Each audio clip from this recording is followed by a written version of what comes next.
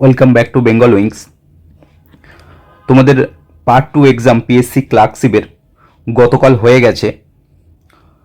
পরীক্ষার পরে তোমাদের যে মেন চিন্তার বিষয় সেটা হচ্ছে কাট অফ কত যেতে পারে ফাইনাল, টাইপিংয়ের জন্য কারা ডাক পেতে পারে। আর কয়েকজন চিন্তা করছো তোমরা রিপোর্ট রাইটিংয়ের ক্ষেত্রে যে ভুলগুলি করে এসছো সেই সমস্ত বিষয় নিয়ে তোমরা চিন্তা করছো যে তোমাদের মার্কস কি কাটা যাবে। অনেকে তো চিন্তা করছো খাতা ক্যান্সেল হবে কিনা, অনেক ভুল করে এসছো, সেখানে বাংলাতে না ইংলিশে তোমরা কোনটাতে অ্যাটেম্প করছো সেই সমস্ত বিষয়ে তোমরা চিন্তা করছো। আর কাট অফের জন্য আমি তোমাদের বলি, কাট অফের জন্য তোমাদের যে ডেটাগুলো আমি দেখাবো সেই ডেটাগুলো তোমরা একটু ভালো করে মন দিয়ে দেখো। আমি 2019-এর যে ভ্যাকেন্সি এবং পোস্ট ওয়াইজ যে তোমাদের 3টে পোস্ট ছিল, রিজিওনাল, ডাইরেক্টরেট অ্যান্ড সেক্রেটারিয়েট, এই যে 3টে পোস্ট ছিল তার কেমন কি কাট অফ গিয়েছিল প্রত্যেকটা ক্যাটাগরির আমি বিশ্লেষণ করেছি। প্রত্যেকটা জিনিস আমি তোমাদের ডিটেলসে ডেটা দ্বারা আমি তোমাদের দেখাবো। অনেক কিছু জানার আছে তোমাদের এই ভিডিওতে। ভিডিওটা একটু লেন্থি হবে, অবভিয়াসলি লেন্থি হবে, কেন এতগুলো ডেটা তোমাদের সামনে আমাকে তুলে ধরতে হবে। ডেটা ছাড়া তো একটা সেফ স্কোর বলা যায় না যে কত কি কাট অফ যেতে পারে। সবচেয়ে বড় কথা হচ্ছে সেফ স্কোর, মানে ম্যাক্সিমাম স্কোর কত যেতে পারে, যেটা গেলে তোমরা একটা যে কোনো একটা পোস্ট পাচ্ছ। সমস্ত ডিটেলস তোমাদের এই ভিডিওতে থাকবে। ভিডিওটা শুরু করার আগে যারা নতুন আছো অবশ্যই চ্যানেলটিকে সাবস্ক্রাইব করে নিও এবং ভিডিওটা লাইক করে দিও। দেখো, প্রথম আমি তোমাদের দাগ নাম্বারের বিষয়টা বলি। তোমরা অনেকে এখানে কি করেছো, এখানে একের দাগ থেকে কোশ্চেনটা স্টার্ট করে দিয়েছো, এ বা বি দাওনি। দেখো, এখানে ম্যাক্সিমাম চান্সেস হচ্ছে যে টিচার এটাকে ইগনোর করে যাবে, কারণ তিনিও এই প্রসেসের দ্বারা, কম্পিটিটিভ এক্সামের প্রসেসের দ্বারা এসছেন। তো এইটা নর্মালি আমাদের কোনো একাডেমিক না যে নাম্বারের জন্য প্রবলেম হবে। এখানে এই ছোট মাইনর মিস্টেকটাকে তিনি অ্যাভয়েড করতেই পারেন, সেটা তার উপর ডিপেন্ড করছে। আর কাটা গেলেও খুব একটা বেশি কাটা যাবে না এখানে যদি দাগ নাম্বার ভুল করে থাকো। আর তোমাদের এখানে সামারাইজ দিয়েছে, এখানে তোমরা অনেকে টাইটেল দিয়েছো, তো সেটাও খুব একটা প্রবলেম না। টেকনিক্যালি তুমি তার টাইটেল দিতেই পারো, তার জন্য নাম্বার কাটার কথা না। আর তোমাদের ইংলিশ বেঙ্গলির যে ল্যাঙ্গুয়েজে তোমরা পেপার দিতে যাচ্ছ তার জন্য অতটা প্রবলেম হওয়ার কথা না, কারণ তোমরা ফর্ম ফিল আপের সময় তোমরা সেখানে টিক করেছো যে কোন ইয়েতে তোমরা পেপার দিতে চাও। তো এই হলো তোমাদের যে কোশ্চেনের অ্যাটেম্প নিয়ে তোমাদের যে প্রবলেম সেটা। আর একটা জিনিস বলি, যারা খাতা ক্যান্সেল নিয়ে ভয় পাচ্ছ, কোনো মতেই তোমাদের খাতা কিন্তু ক্যান্সেল হবে না। তোমাদের মার্কস যদি টিচার খুবই হার্ডভাবে খাতা দেখেন তাহলে মার্কস হয়তো কিছুটা কাটতে পারে। তোমাদের যে মিস্টেকগুলো, যে মাইনর মিস্টেক, এগুলো মাইনর মিস্টেক। তোমরা যদি পেপার ঠিকঠাকভাবে অ্যাটেম্প করে আসো একটা ঠিকঠাক মার্কস পাবে। তো তোমাদের কাছে আমি ডেটাগুলো তুলে ধরছি, ভিডিওটা অবশ্যই তোমরা ফুল মন দিয়ে পুরো ভিডিওটা দেখো। এবং যদি কোথাও তোমাদের কিছু মনে হয় যে এই জায়গাতে কিছু তোমাদের ইমপ্রুভমেন্ট দরকার বা এই জায়গাটা আমাকে অ্যাড করতে হতো, তোমরা অবশ্যই আমাকে এই ভিডিওর নিচে কমেন্ট করো। দেখো, পিএসসি 2019 এর যে ইউআরের কাট অফ গিয়েছিল সেটা গিয়েছিল 65, আর ওবিসির কাট অফ গিয়েছিল এটা, এসসির হচ্ছে এটা এবং এসটির হচ্ছে এটা। এটা ছিল পার্ট 1-এর কাট অফ। 2019-এর যে ফাইনাল কাট অফ গিয়েছিল প্রত্যেকটা পোস্টের, সেটা একটু দেখে নাও। প্রথম দেখব যে সেক্রেটারিয়েট পোস্টের জন্য, এই পোস্টের যে টোটাল ভ্যাকেন্সি পিএসসি রিলিজ করেছিল 2019 সালের জন্য বলছি, সেটা হচ্ছে 473 এবং তার ইউআরের কাট অফ গিয়েছিল এই পোস্টের জন্য 48.67। বাকি ক্যাটাগরির এই কাট অফ গিয়েছিল। এবং ডাইরেক্টরেট পোস্টের জন্য যে কাট অফ গিয়েছিল ইউআরের 141, বাকি যে পোস্টটা আছে তার জন্য কাট অফ তোমরা দেখতে পাচ্ছ এই কাট অফ গিয়েছিল। আর যে রিজনাল পোস্ট যার কাট অফ সবচেয়ে লোয়েস্ট যায় এবং যার ভ্যাকেন্সি সবচেয়ে বেশি থাকে 4887, এই পরিমাণ ভ্যাকেন্সি ছিল, তার জন্য ইউআরের কাট অফ গিয়েছিল 137 এবং বাকি যে কাট অফ গিয়েছিল সেটা এটা। এবং এসটির কাট অফ সবচেয়ে লোয়েস্ট গিয়েছিল, সেটা হচ্ছে 99 অ্যাজ ইউজুয়াল। তো এই ছিল তোমাদের 2019-এর প্রত্যেকটা পোস্টের কাট অফ। যেটা ভ্যাকেন্সি বেশি, তার কাট অফ কম 137 ইউআরএ রিজনালের ক্ষেত্রে। এরপর 2019-এর ডেটা থেকে আমরা কি বুঝবো? দেখো 2019-এর হোক বা 2025, যে তোমাদের ফাইনাল কাট অফ যেটা হয়েছে সেটা কিভাবে হয়েছে, তোমাদের পার্ট 1-এর এক্সাম হয়েছে, তারপরে পার্ট 2 এক্সাম হয়েছে, তারপরে তোমাদের টাইপিং হয়ে ফাইনাল কাট অফ বেরিয়েছে। টাইপিং জানো তোমরা কোয়ালিফাইং, তার মার্কস অ্যাড হয় না। এবারে দেখতে হবে যে তোমাদের পার্ট 1 কাট অফ থেকে পার্ট 2-এর যে ফাইনাল, অর্থাৎ ফাইনাল যে কাট অফ গেছে সেটা কতটা ইনক্রিজ হয়েছে। এটাই হচ্ছে আমাদের মেন দেখার, যে ডেসক্রিপটিভ যে পেপারটা দিয়ে এসেছি আমরা, সেই পেপারটাই তো মার্কসটাকে ইনক্রিজ করেছে পার্ট 1 থেকে ফাইনাল কাট অফে। তো সেটা কতটা ইনক্রিজ হয়েছে। তোমাদের যেটা বললাম যে সেক্রেটারিয়েট পোস্টের জন্য 473 তোমাদের ভ্যাকেন্সি ছিল, এবং পার্ট 1-এর কাট অফ গিয়েছিল এটা, ফাইনাল কাট অফ গিয়েছিল এটা। তাহলে যদি ইনক্রিজ দেখি এইখান থেকে এখানে শিফট কত করেছে, সেক্রেটারিয়েট পোস্টের জন্য তোমাদের 83, অর্থাৎ ডেসক্রিপটিভে তোমাদের 83 পেতে হয়েছে এমনটা না। এটা ভুল ধারণা যে ডেসক্রিপটিভে 83 পেতে হয়েছে। দেখো 65 কাট অফ গেছে মানে এই না যে মানে সবাইকেই 83 ডেসক্রিপটিভে এটা হচ্ছে যে লাস্ট পার্সন যে ক্লিয়ার করেছে এক্সামটা, অর্থাৎ যাকে অ্যালাউ করা হয়েছে পার্ট 2-তে বসার জন্য, লাস্ট পার্সন, লাস্ট যে ক্যান্ডিডেট যাকে সিলেক্টেড করা হয়েছে পার্ট 1-এ পার্ট 2-এর জন্য, তার স্কোর ছিল 65, লাস্ট ইউআর ক্যান্ডিডেট। তাহলে সেই লাস্ট ইউআর ক্যান্ডিডেটকে ডেসক্রিপটিভে 83 পেতে হয়েছে, তবে সে সেক্রেটারিয়েট পোস্টের জন্য ইলিজিবল হয়েছে বা এতে জব পেয়েছে। কিন্তু এটা লাস্ট পার্সন, তাহলে এখনও কতজন রয়ে গেছে? 472। তাহলে এই এতগুলো পার্সন, আমি অ্যাজ ফর এক্সাম্পল, এটা পয়েন্টের খেলা হবে, আমি অ্যাজ ফর এক্সাম্পল বলছি, তাহলে 472 ক্যান্ডিডেট কিন্তু এর থেকে বেশি আছে। সুতরাং তারা কিন্তু এখানে ডেসক্রিপটিভে বেশি পায়নি, তারা এইখানে স্কোরটা হাই করেছে, অর্থাৎ তাদের এইখানে মার্কসটা বেশি আছে, 65 না হয়ে 70 আছে, 75 আছে, এরকম তাদের স্কোর ছিল। বাকি ক্যাটাগরির ক্ষেত্রেও সেম, বাকিগুলো আমি বলছি না, আমি শুধু ইউআর নিয়ে তোমাদের ডেটাটা দেখাচ্ছি। তো এটা তোমাদের জন্য আমি দিয়েছি, তোমাদের নিজের নিজের ক্যাটাগরি, যারা ওবিসি এ বি সি, যাদের ওবিসি এ বি এবং এসসি এবং এসটি, এই ক্যান্ডিডেটরা তোমাদের নিজেদের দেখে নিতে পারো যে আগের বছরে মানে 2019-এর যে কাট অফটা যেটা গিয়েছিল সেটা হচ্ছে এরকম শিফট করেছিল। আর যদি আমি ডাইরেক্টরেট পোস্টের জন্য বলি, যার ভ্যাকেন্সি ছিল 1597, এর জন্য সেম সবার জন্য কাট অফ পার্ট 1-এর, কিন্তু ফাইনাল যেটা ইনক্রিজ হয়েছিল এর জন্য যে ফাইনাল কাট অফ গিয়েছিল সেটা হচ্ছে 141.67। তাহলে যেটা ইনক্রিজ হয়েছিল, অর্থাৎ লাস্ট যে সিলেক্টেড ক্যান্ডিডেট 1597তম যে ক্যান্ডিডেট জব পেয়েছে, 1597তম যে ক্যান্ডিডেট জব পেয়েছে তার স্কোর ছিল 65, এবং সে তার এই পরিমাণ ইনক্রিজ হয়েছে ফাইনালে, মানে লাস্ট সিলেক্টেড ক্যান্ডিডেট কিন্তু 76.87 পেয়েছে ডেসক্রিপটিভে, তবেই সে জব পেয়েছে। 65 যে পেয়েছে, অবভিয়াসলি 65 কেউ না কেউ পেয়েছে, তবেই তাকে জব দেওয়া হয়েছে। এখানেও সেম 65 কেউ পেয়েছে এবং তাকে ডেসক্রিপটিভে 83 স্কোর করতে হয়েছে, তবেই সে ফাইনালে পেয়েছে। এক্ষেত্রেও তাকে 76 স্কোর করতে হয়েছে লাস্ট সিলেক্টেড ক্যান্ডিডেট। আমি তার নাম দিলাম ধরো রাম। তাহলে রামকে ডেসক্রিপটিভে 76 পেতে হয়েছে জব পাওয়ার জন্য ডাইরেক্টরেতে।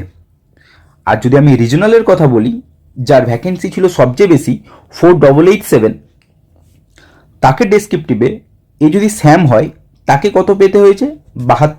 72। তাহলে আমি সবচেয়ে লোয়েস্টের দিকে বলছি, অর্থাৎ আমি সেফের দিকে চলছি। তাহলে আমি যদি ধরি যে স্যাম এ 65 পেয়েছে, 65 পেয়েছে পার্ট 1-এ এবং 72 পেয়েছে ডেসক্রিপটিভে, অর্থাৎ 72 মিনিমাম দেওয়া হয়েছে। কেউ তো দেখলাম এই মার্কসগুলো পেয়েছে, কেউ 76 পেয়েছে এবং কেউ 83 পেয়েছে। তাহলে মিনিমাম যে ডেসক্রিপটিভে মার্কসটা কাউকে না কাউকে দেওয়া হয়েছে, সেটা অবভিয়াসলি মিনিমাম মার্কস 72 দেওয়া হয়েছে ডেসক্রিপটিভে, অর্থাৎ পার্ট 2তে। তাহলে এই স্যামকে ডেসক্রিপটিভে 72 দেওয়া হয়েছে। এবারে দেখো বাকি ক্যাটাগরির ক্ষেত্রে এই পরিমাণ ইনক্রিজ হয়েছে, নিজের ক্যাটাগরি ওয়াইজ তোমরা দেখে নিও। দেখো ফাইনাল কাট অফ পার্ট 1 থেকে পার্ট 2তে যেটা বেড়েছে সেটা 70 থেকে 95 পর্যন্ত কিছু কিছু ক্যাটাগরির ক্ষেত্রে বেড়েছে, যাদের কাট অফ পার্ট 1-এ লো ছিল। যেমন দেখো এখানে ওবিসির এ যে ক্যান্ডিডেট, তাকে সেক্রেটারিয়েট পোস্টে পেতে গেলে তাকে 94 পেতে হয়েছে, মানে লাস্ট সিলেক্টেড ক্যান্ডিডেট। এবং এসটিদের ক্ষেত্রে সবচেয়ে কম বৃদ্ধি ঘটেছে, যেটা হচ্ছে 69.33, যে লাস্ট সিলেক্টেড ক্যান্ডিডেট।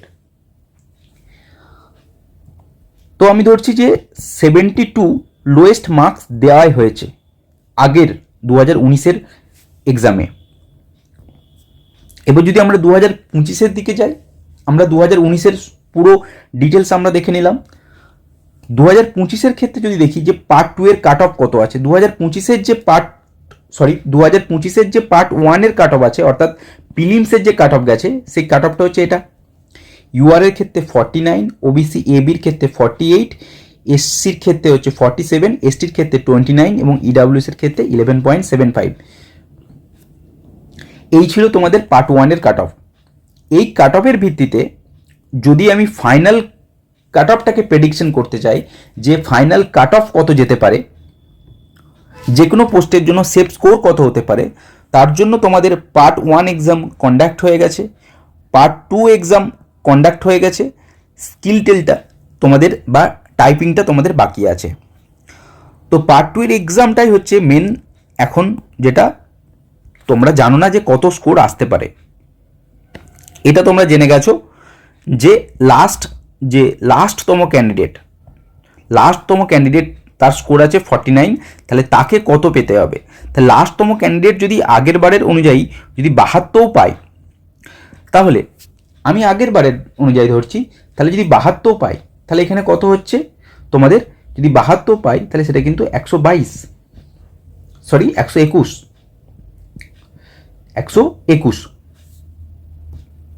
তাহলে লাস্ট যে ক্যান্ডিডেট যে সিলেক্টেড হবে এইবারে, সে কিন্তু 121, 72। এইবারে কিন্তু 72 বেশি কেউ পাবেই না, মানে এটা কিন্তু লোয়েস্ট মার্কস 72, কিন্তু এর থেকে অনেক কম মার্কস এইবারে আসবে। এত বেশি মার্কস কিন্তু আসবে না। তার কারণ আমি তোমাদের কয়েকটা বলবো। আগের যে এক্সাম হয়েছে তাতে অনেকটা রাফভাবে খাতা দেখা হয়েছে, অতটা খাতা দেখায় কিছু প্রবলেম হয়েছে, সেখানে এত ডিটেলসে বলছি না। তো সেখানে আগের বারের যে খাতা দেখা হয়েছে তার তুলনায় এইবারে একটু খাতার যে স্কোর সেটা কিন্তু অনেকটাই কমবে। তার অনেকগুলো কারণ আছে, তোমরা ভিডিওটা পুরোটা দেখো, সমস্ত কিছু বলা হবে। তো তোমাদের যে পিএসসির নোটিফিকেশন ছিল, সেই নোটিফিকেশনে তোমাদের যেটা মিনিমাম কোয়ালিফাইং মার্কস যেটা বলেছে কমিশন, সেটা বলেছে commission has fix the following category qualifying marks part 1 এবং পার্ট 2। পার্ট 1 প্লাস পার্ট 2 এই দুটো মিলিয়ে যে মিনিমাম মার্কস যেটা পেতে হবে সেটা সমস্ত ক্যাটাগরি ইউআর, ইডাব্লিউএস এদের ক্ষেত্রে হচ্ছে 40% এবং বাকি ক্যাটাগরির হচ্ছে এটা। এবারে দেখো এই পয়েন্টটা খুব important. Commission however can change qualifying marks যদি তাদের মধ্যে ওই নাম্বার অফ ভ্যাকেন্সি যদি তাদের ফিল না হয়, পোস্ট যদি আনফিল্ড থাকে, তাহলে সেক্ষেত্রে কমিশন কিন্তু এটাকে 50%ও করতে পারে, মানে যদি না আনফিল্ড হলে তাহলে সেক্ষেত্রে কমাতেও পারে, 35%ও করতে পারে। এটাই হচ্ছে ব্যাপার। এইবারে কতজন ক্যান্ডিডেট তোমাদের এক্সামে অ্যাপিয়ার হয়েছে, এই পরিমাণ ক্যান্ডিডেট তোমাদের কিন্তু মেন্স এক্সাম অর্থাৎ পার্ট 2 এক্সামের জন্য কোয়ালিফাইড করা হয়েছে। মানে যে লিস্ট বেরিয়েছে পার্ট 1-এ, যেটাতে পার্ট 2 এক্সাম দিতে যাবে, সেখানে এই পরিমাণ ক্যান্ডিডেটকে ডাকা হয়েছে। তো এখানে সব ক্যান্ডিডেট কিন্তু এক্সাম দিতে যায়নি, এখানে আমি অ্যাপ্রক্স ধরে নিচ্ছি যে যাই হোক 2-3 হাজার ক্যান্ডিডেট যদি না যায় তো সেই পরিমাণ কিন্তু বাদ যাবে। এবার 2025-এর ভ্যাকেন্সি কত, ভ্যাকেন্সি কিন্তু এখনো পর্যন্ত রিলিজ করেনি। 2019-এর কত ভ্যাকেন্সি ছিল 2019-এর যে ভ্যাকেন্সি ছিল সেটা কত ছিল, সেটা ছিল 7227, এই পরিমাণ ভ্যাকেন্সি ছিল 2019-এ। তো 2025-এ বিভিন্ন নিউজ পেপার এবং বিভিন্ন ধরনের যে সোর্স আছে সেই সোর্স থেকে বলা যায় যে এইবারের কিন্তু ভ্যাকেন্সি কিন্তু এর থেকে বেশি হবেই।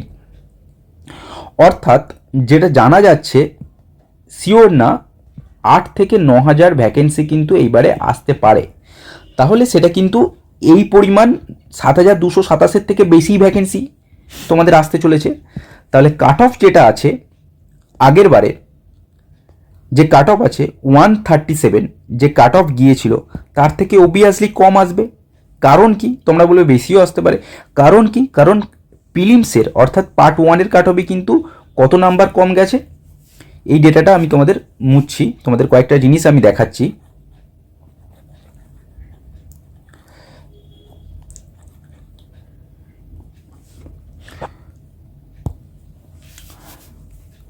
পার্ট 1-এর যে কাট অফ গিয়েছিল সেটা কত গিয়েছিল, 65।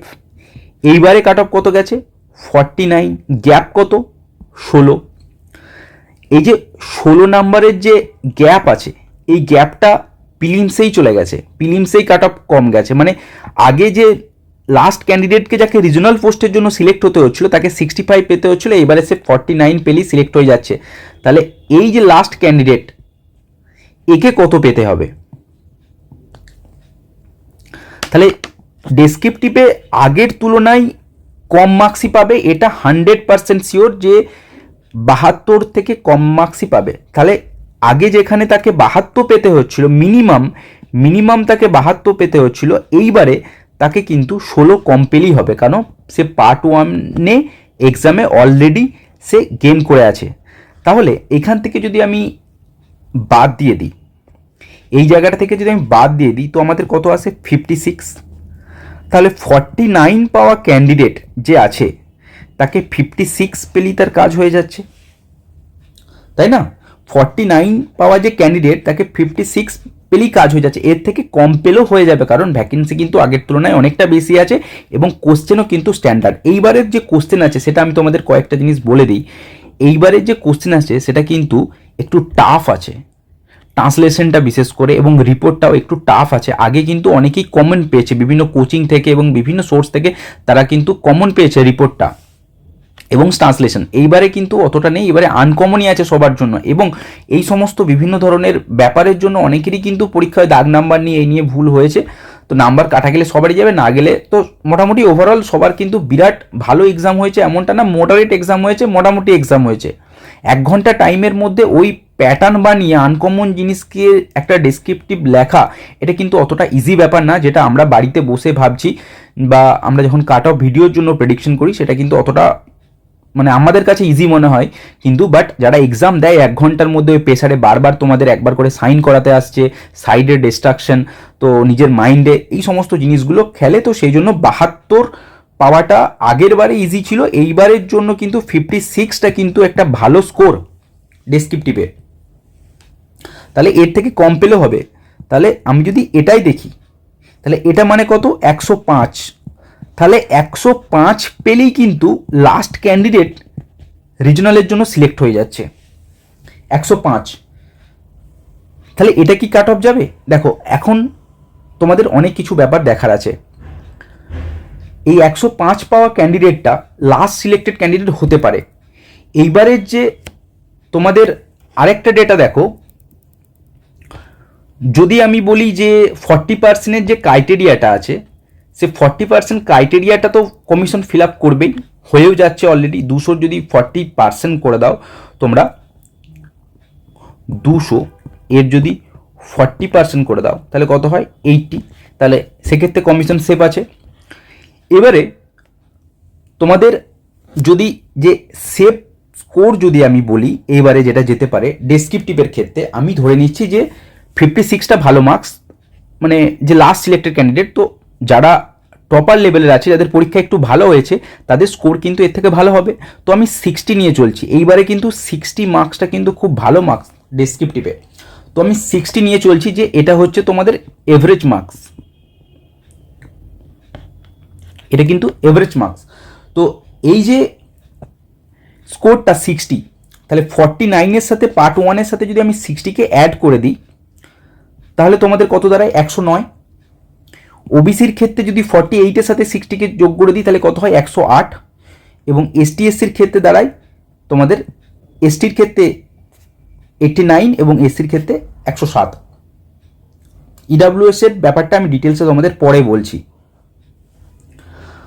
তো এটা 60 ধরলে, তাহলে ইডাব্লিউএস এর ক্ষেত্রে যদি যে ক্যান্ডিডেট 12 পাচ্ছে সে যদি 60 পায় তাহলে তার কিন্তু 72 অ্যাপ্রক্স এই পরিমাণ স্কোর দাঁড়াচ্ছে। এটা কিন্তু আমি ফাইনাল সেভ স্কোর বলছি না।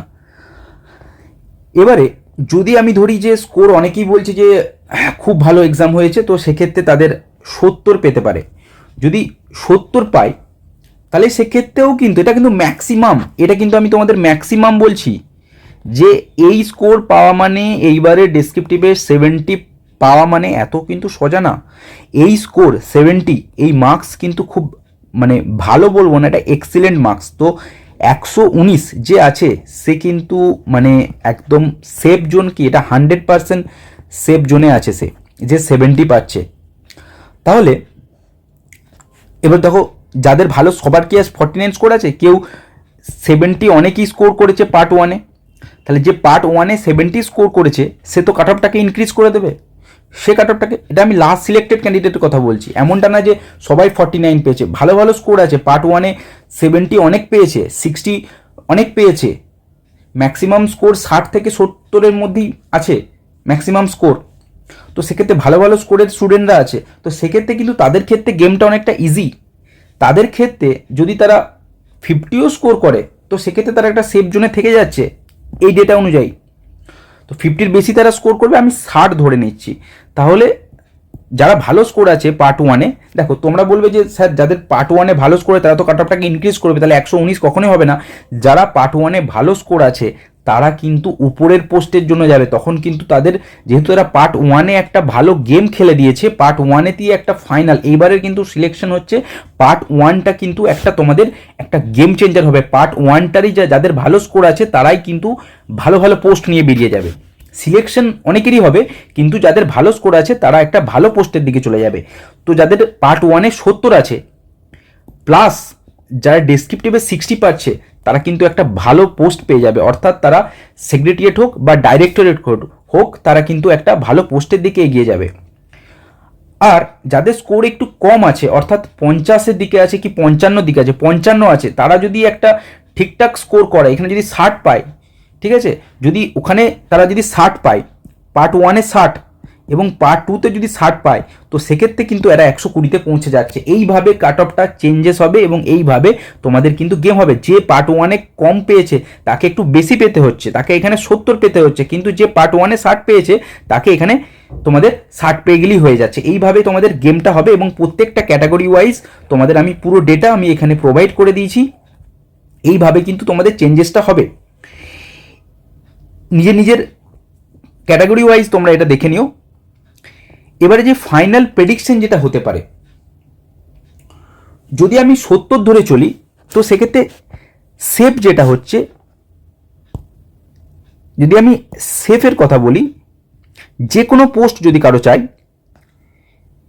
যে কোনো পোস্ট যদি কারো চাই, যে কোনো পোস্টের জন্য 120 ম্যাক্সিমাম সেফ, ম্যাক্সিমাম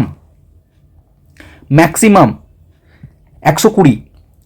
এবং তোমাদের আমি এখানে দেখাই ভ্যাকেন্সিটা কিন্তু একটা মেন ফ্যাক্টর, আমি ধরে নিচ্ছি ভ্যাকেন্সিটা তোমাদের 8 থেকে 9,000-এর মধ্যে, 8 থেকে 9,000-এর মধ্যে ভ্যাকেন্সি তোমাদের থাকছে। এবারে দেখো আমি পোস্ট ওয়াইজ তোমাদের একটু দেখিয়ে দিই, নয়তো ভিডিওটা অনেক লম্বা হয়ে যাচ্ছে। বাকি ডেটা আমি তোমাদের টেলিগ্রামে প্রোভাইড করে দেবো, তোমরা টেলিগ্রামে জয়েন হয়ে যাও। পুরো পিডিএফটা যদি তোমরা দেখতে চাও কোন কোন ডেটা আমি অ্যানালিসিস করছি তোমাদের আমি টেলিগ্রামে প্রোভাইড করে দেবো। দেখো যদি যে কোনো চাকরি অর্থাৎ রিজনালের ক্ষেত্রে যে সেফ সেটা কত হতে পারে, তাহলে যদি 120 পায়, 120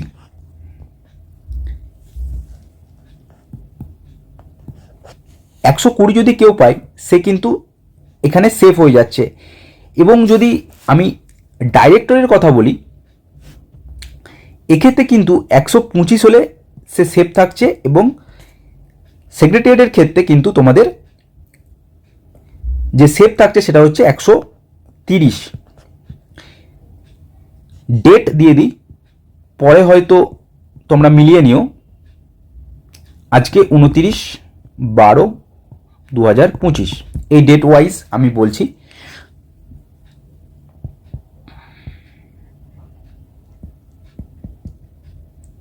তোমরা মিলিয়ে নিও, এর বেশি কাট অফ যাওয়া পসিবল না। এর বেশি বলেছি, এতটা যাবে না কাট অফ, এর বেশি। তো তোমাদের কাট অফ যেটা যেতে পারে, এক্সপেক্টেড কাট অফ যদি আমি বলি, এক্সপেক্টেড কাট অফের কথা আমি যদি বলি, তো ইউআরের জন্য এইবারে যে কাট অফ যেটা যেতে পারে ম্যাক্সিমাম, সেটা হচ্ছে 110। আমার এক্সপেক্ট হচ্ছে 109 থেকে 110, 109 থেকে 110 যেটা ম্যাক্সিমাম বলেছি। 105ও যেতে পারে, আমি তোমাদের ডেটা দেখালাম যে 105ও যেতে পারে। এটা আমি ম্যাক্সিমামের কথা বলছি, সেফ যে কোনো পোস্টের জন্য। সেই অনুযায়ী তোমাদের পার্ট 1-এ যত স্কোর আছে সেই অনুযায়ী তোমরা অ্যাড করে নিও তোমাদের কত কি হচ্ছে। আর বাকি ওবিসির ক্ষেত্রে এ হোক বি হোক, এর ক্ষেত্রে কিন্তু 100 পেলে ঠিক আছে।